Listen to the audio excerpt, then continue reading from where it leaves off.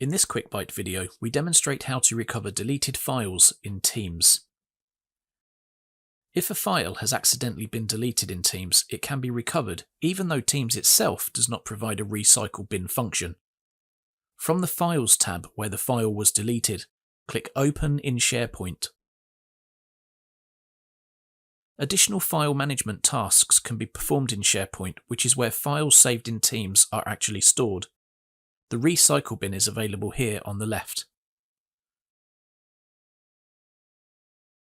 Select the file to be recovered, then click Restore. Back in Teams, you may need to click the Reload tab icon to refresh the Files tab window.